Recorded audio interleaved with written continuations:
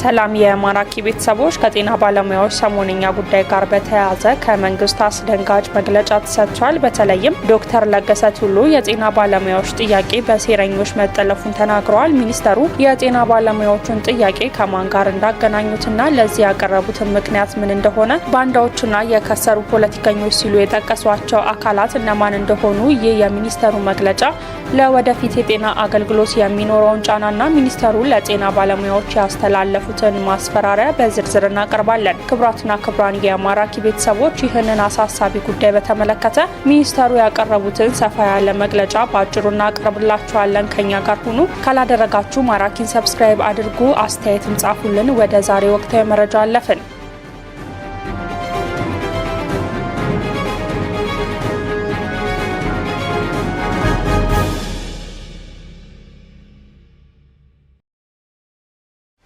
ሚኒስተሩ የጤና ባለሙያዎች ጥያቄ በሴረኞች ተጠልፏል ሲሉ አስደንጋጭ መግለጫ መስጠታቸው ተሰምቷል። የመንግስት ኮሚኒኬሽን ጉዳዮች ሚኒስተር ዶክተር ለገሰ ቱሉ ዛሬ ባስተላለፉት አስደንጋጭ መግለጫ የጤና ባለሙያዎች ያነሷቸው ህጋዊ ጥያቄዎች ሀገርን በብጥብጥ ለመበተል በሚፈልጉ ሴረኞች እጅ ውስጥ እንደወደቀ አመላክተዋል። ሚኒስተሩ በተለይም በቅርቡ የጤና ባለሙያዎችን ጉዳይ ሽፋን እየሰጡ ያሉትን የከሰሩ ፖለቲከኞችና ባንዳዎች ሲሉ የገለጿቸው አካላት በከፍተኛ ሁኔታ ወቅሰዋል። ዶክተር ለገሰ እነዚህን አካላት የሚያራምዱት አጀንዳ ንጹህ የጠያቂዎችን ድምጽ በመጠቀም ሀገርን የማተራመስና የራሳቸውን የፖለቲካ ፍላጎት የማሳካት ሙከራ አካል ነው ብለዋል። ሴረኞች የኢትዮጵያን እንቁ ልጆች ክብርና ሙያ በፍጹም አያውቁም ሲሉም አጽንኦት ሰጥተውበታል። ሚኒስተሩ ጅብ በማያውቀው ሀገር ሄዶ ቁርበት አንጥፉልኝ አለ የሚለውን የአበው ተረት በመጥቀስ በሴራ ላይ የተመሰረተ አካሄድ ያላቸው እነዚህ ኃይሎች ሁልጊዜ አዲስ መደለያ እንደሚፈልጉ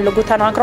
ከዚህ ቀደም ብሔርን፣ ሃይማኖትንና ማንነትን በመጠቀም ያልተሳካላቸው አሁን ደግሞ ሌላ ሴራ ይዘው ብቅ ብለዋል ሲሉም ወንጅለዋል። በተጨማሪም ዶክተር ለገሰ እነዚህ ሴረኞች በስነ ምግባራቸው የታወቁና ገለልተኛ የሀገር ውስጥ ተቋማትን ሳይቀር ለመቆጣጠር እየሞከሩ መሆኑንም አጋልጠዋል። ለዚህም ነው እነዚህ ባንዳዎች የማይደፈሩ ተቋሞቻችን ውስጥ ሳይቀር ለመግባት የሚጣጣሩትና ኢትዮጵያዊ ማንነታችንንም ለማዳከም የሚፍጨረጨሩት ብለዋል። በተለይም በቅርቡ የሕክምና ባለሙያዎችን ጉዳይ ሽፋን እየሰጡ የሚገኙ የከሰሩ ፖለቲከኞች የአዞ እንባ እያነቡ ህዝቡን ለማሳሳት እየሞከሩ ያሉት አጀንዳ የዚሁ የሴራ አካል እንደሆነ ሚኒስተሩ አብራርተዋል።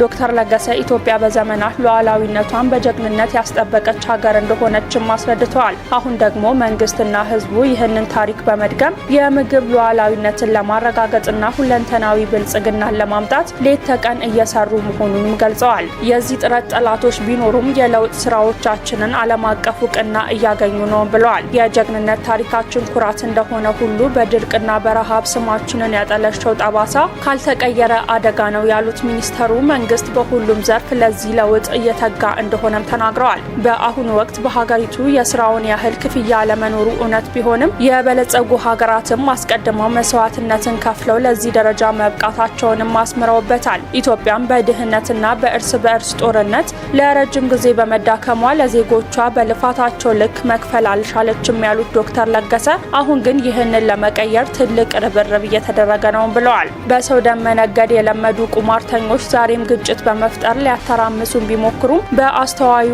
ኢትዮጵያዊ ዘንድ እንደ ትላንቱ ያፍራል፣ ይረሳል፣ ይወገዛል ሲሉም ተናግረዋል። ዶክተር ለገሰ አያይዘው ከ5 ሚሊዮን በላይ ዜጎች በመንግስት ድጋፍ እንደሚኖሩና 6.3 ሚሊዮን ተማሪዎች በነጻ ምግብ እንደሚያገኙ የጠቀሱ ሲሆን መንግስት በዚህ ስራውም እንደሚኮራ ተናግረዋል። እንዲህ ባለች ሀገር ስንኖር ሁሉንም ነገር በአግባቡ ልንመዝን ይገባል ያሉት ሚኒስተሩ ዜጎች የተሻለ ክፍያ የማግኘት ፍላጎት ተገቢ ቢሆንም በዚህ ሽፋን አፍራሽ አጀንዳ ያላቸው አካላት እንዳይጠቀሙበት ሁሉም ሰው በንቃት ሊከታተል ይገባልም ብለዋል። ሀገር መክፈል የምትችለው ባላት አቅም ልክ ነው ያሉት ሚኒስተሩ ባለን አቅምና በምንፈልገው መካከል ሚዛን መኖር እንዳለበትም አሳስበዋል። ለዘመናት የዘለቀው ችግር በአንድ ጊዜ ሊፈታ እንደማይችልም አመላክተዋል። መፍትሄው የተጀመረውን ለውጥ እንቅስቃሴ ማጠናከርና ማፋጠን እንደሆነ የገለጹት ዶክተር ለገሰ የማይነኩ ተቋማችንን በመጠበቅና ለሙያቸው ክብር በመስጠት ሁሉንም ችግሮች በዘላቂነት መፍታት እንደሚቻልም አጽንኦት ሰጥተውበታል። በመጨረሻም የፖለቲካ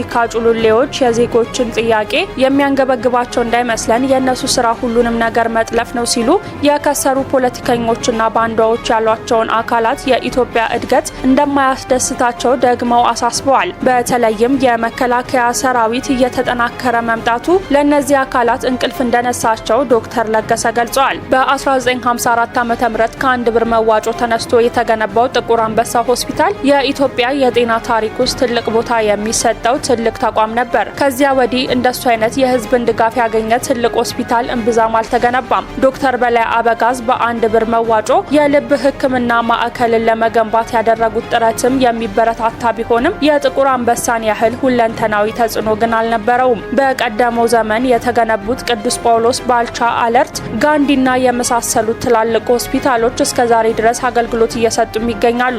ግን እድሜያቸው እየገፋ በመምጣቱና በህዝብ ቁጥር መጨመር ምክንያት ከፍተኛ የሆነ መጨናነቅም ይታይባቸዋል። ባለፉት 50 ዓመታት ከመላው ኢትዮጵያ ታካሚዎችን ሲያስተናግድ የቆየው ጥቁር አንበሳን የመሳሰሉ ግዙፍ የህክምና ማዕከላትን ግንባታውን ቀጥሎም አልመጣም። በዚህ ምክንያት ኢትዮጵያውያን የተሻለ የህክምና አገልግሎት ለማግኘት ወደ ውጭ ሀገር መሄድንም ይመርጣሉ። ሀገር ውስጥ ያሉት ሆስፒታሎች ባለመስፋፋታቸውና ባለመጠናከራቸው በታካሚዎችም ተጨናንቀዋል። በአዲስ አበባ ብቻ ሳይሆን በሌሎች ትላልቅ ከተሞች ተመሳሳይ ችግርም ይታያል። ሀገሪቱ በየጊዜው ዘመናዊና ሰፊ የጤና ተቋማትን መገንባት ባለመቻሏ ታካሚዎች ብቻ ሳይሆኑ ከፍተኛ ወጪ ወጥቶባቸው የሰለጠኑ ሐኪሞቻችንም ወደ ውጭ ሀገርም ይሰደዳሉ። የጤና ሚኒስቴርና ዓለም አቀፍ ተቋማት ባለፉት 3 አስርት ዓመታት በዘርፉ ከፍተኛ እድገት እንደተመዘገበም ይናገራሉ። ለምሳሌ እንደ አውሮፓውያን አቆጣጠር በ2000 የነበረው የመጀመሪያ ደረጃ የጤና ተቋም ሽፋን 50.7% የነበረ ሲሆን በ2019 ወደ 90% ደርሷልም ይላሉ። የ2024 የጤና ሚኒስቴር መረጃ ደግሞ በሀገሪቱ 404 ሆስፒታሎች፣ 3907 የጤና ማዕከላትና 15531 የጤና ኬላዎች በአገልግሎት ላይ መሆናቸውንም ያመላክታሉ። ዓለም አቀፍ ሪፖርቶችም በመገንባት ላይ ያሉትን ጨምሮ 17534 የጤና ኬላዎች፣ 3643 የጤና ጣቢያዎች፣ 3867 የግል ክሊኒኮች እንዲሁም 43 የግል ሆስፒታሎች እንዳሉም ይገልጻሉ። ይሁን እንጂ የተለያዩ ሪፖርቶች የኢትዮጵያ የጤና ዘርፍ አሁንም በርካታ ችግሮች እንዳሉበት ይጠቁማሉ። እነዚህ ችግሮች በ5 ዋና ዋና ክፍሎችም ይከፈላሉ። የሐኪሞችና የባለሙያዎች እጥረት፣ የባለሙያ ፍሰት፣ የመሰረተ ልማት አለመሟላት፣ የመሰረተ ልማት ያልተመጣጠነ ስርጭትና የገንዘብ እጥረት ተብሎም ይመደባሉ። ይህ ሁሉ ጫናውን የጣለው በዋናነት በታካሚው ላይ ብቻ ሳይሆን ይህንን ስርዓት በሚያንቀሳቅሱት የጤና ባለሙያዎች ላይም ጭምር መሆኑ ተነግሯል።